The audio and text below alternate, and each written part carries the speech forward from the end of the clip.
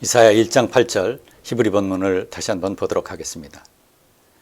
Ve notre bat Zion, que suka ve karem 이렇게 되어 있습니다. 여기서 ve notre의 원형 야탈, 이 동사가 남은 자 사상을 나타내는 대표적인 단어 중에 하나입니다. 그리고 이것의 명사 예테라고 하는 단어, 이것이 바로 남은 자를 가리킵니다. 그리고 이와 함께 많이 사용되는 단어가 쉐아르라고 하는 단어가 있습니다. 그리고 이사야 7장 3절을 보시게 되면 여기서 이사야의 아들 이름이 명시가 됩니다. 그것이 바로 쉐아르 야슈브입니다. 바로 이 의미는 남은 자가 돌아온다라고 하는 것을 의미하고요. 바로 이 이름, 곧 이사야가 그 아들에게 지어준 이 상징적인 이름은 바로 이스라엘 백성들이 결국 이스라엘 백성들의 남은 자, 이스라엘 백성들이 하나님의 구원을 받게 될 것이고 하나님께서 그들에게 남은 자를 남겨주실 것이다 라고 하는 소망의 말씀을 담고 있는 표현입니다. 그리고 9절에 언급되어 있는 사리드라고 하는 말이 있습니다. 이 말 역시 남은 자, 살아남은 자를 의미하는 말입니다. 이 남은 자 사상은 고대 중근동, 이집트, 메소포타미아, 그리고 시로 팔레스티나 이런 등지에서 볼 수 있는 그런 사상 중에 하나입니다. 이것은 대개 죽음이나 재앙 또는 멸망에서 살아남은 소수의 개인이 한 부족이나 민족의 미래의 뿌리가 된다라고 하는 사상입니다. 이 사상은 모세오경에도 나타나고요. 그리고 역사서에도 나타나는 내용입니다. 여기서 열왕기상 18장을 보시면 주전 9세기 중엽에 활동했던 예언자 엘리야가 이제 갈멜산에서 바알을 섬기는 예언자들과 대결을 벌이게 되는 내용이 나옵니다. 바로 여기서 하나님의 권능을 증거한 이후에 열왕기상 19장에서 보시면 엘리야가 동료들의 죽음에 대해서 탄식하며 이 절망감에 자신의 죽음을 호소하는 그런 내용이 언급됩니다. 이때 하나님께서 엘리야에게 바알에게 무릎을 꿇지 않고 하나님의 언약에 충성한 7,000명을 남기실 것이다 라고 하는 말씀을 주시게 됩니다. 바로 이 사상이 예언서들에게서 나타납니다. 우선 8세기 예언자 가운데 아모스에서 엿볼 수 있는 내용입니다. 아모스 5장 15절 보시면 행여 만군의 주님이 요셉의 남은 자를 불쌍히 여기실지 모르니 악을 미워하고 선을 사랑하여라, 법정에서 올바르게 재판하여라 라고 하는 말씀이 있습니다. 여기에서 요셉의 남은 자를 가리키는 히브리 표현이 쉐리트 요세프라고 하는 말이 있습니다. 그래서 쉐리트라고 하는 말은 쉐아르의 또 다른 형태에 해당됩니다. 그래서 이것도 역시 마찬가지로 남은 자를 가리키는 표현입니다. 바로 이 남은 자 사상이 이사야 신학의 중심 선포 중에 하나입니다. 여기 이사야 1장 8절에서 9절에 나오는 남은 자에 관한 표현, 8절에 언급되어 있는 야타르 동사, 그리고 9절의 사리드, 이런 것도 다 그 범주에 들어가는 내용이다 이렇게 볼 수 있겠습니다. 이것은 이사야 소명기사, 이사야 6장 11절에서 13절 이 본문 가운데도 나오는 내용입니다. 그래서 이사야 6장 13절을 보시게 되면 다음과 같습니다. 주민의 10분의 1이 아직 그곳에 남는다 해도 그들도 다 불에 타 죽을 것이다. 그러나 밤나무와 상수리 나무가 잘릴 때 그 그루터기는 남듯이 거룩한 씨는 남아서 그 땅에서 그루터기가 될 것이다 이렇게 되어 있습니다. 여기서 거룩한 씨 제라 코데슈라고 하는 표현이 나오고요.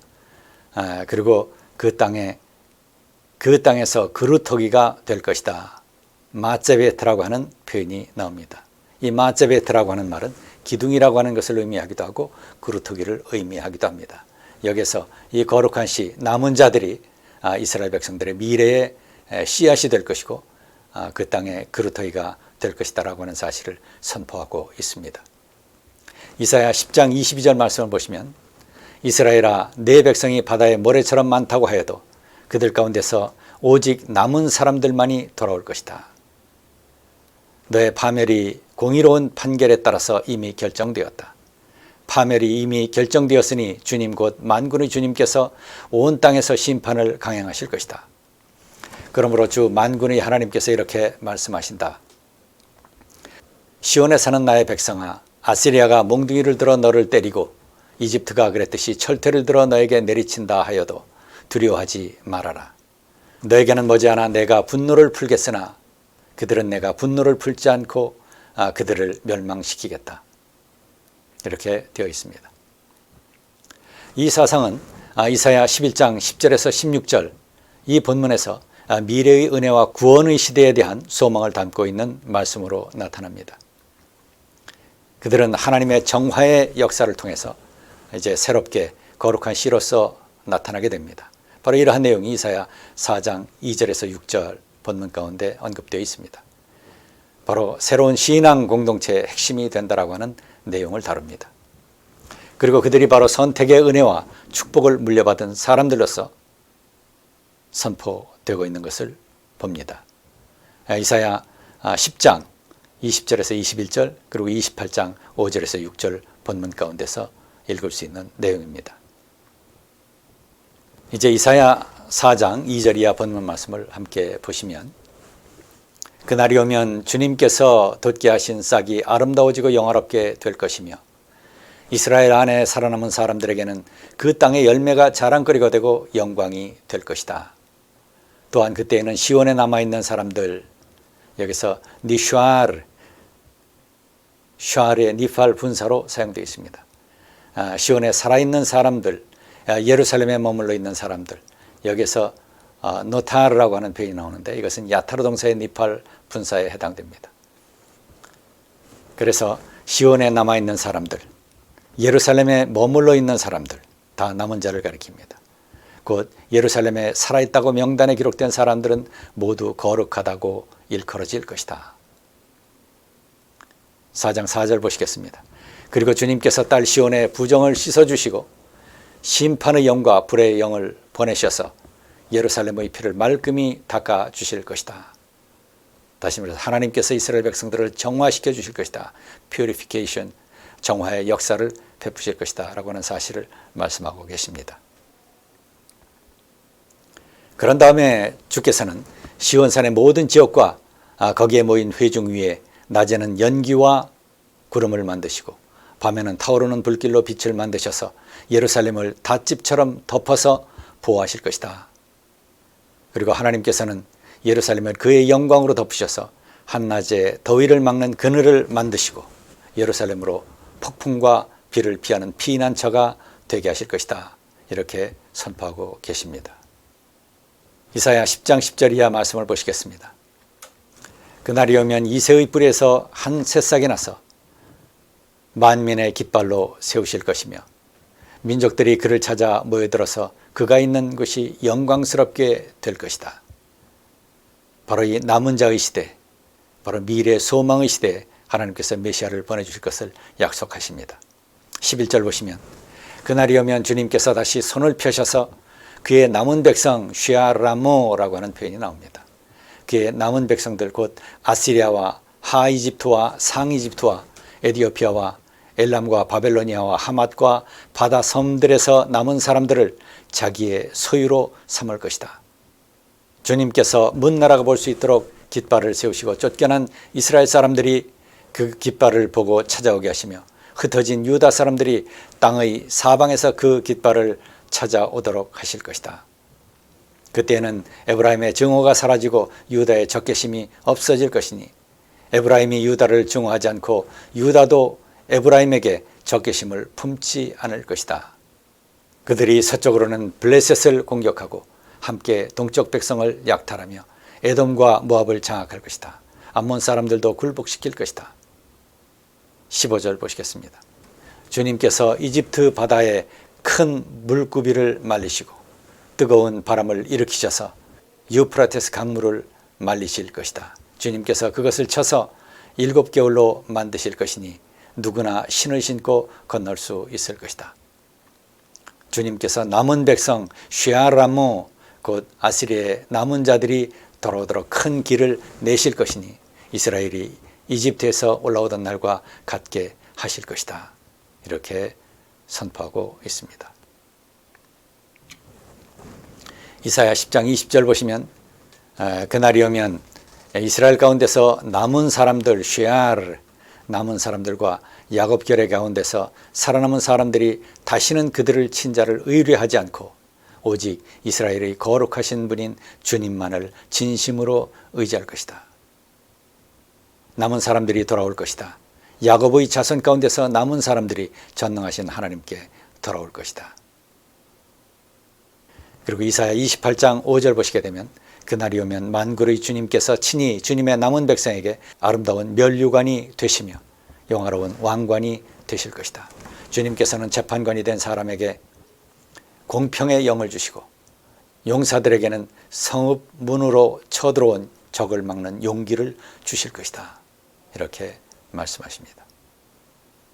그리고 이사야 맨 마지막 본문 이사야 66장 18절에서 21절 본문 말씀을 보시겠습니다.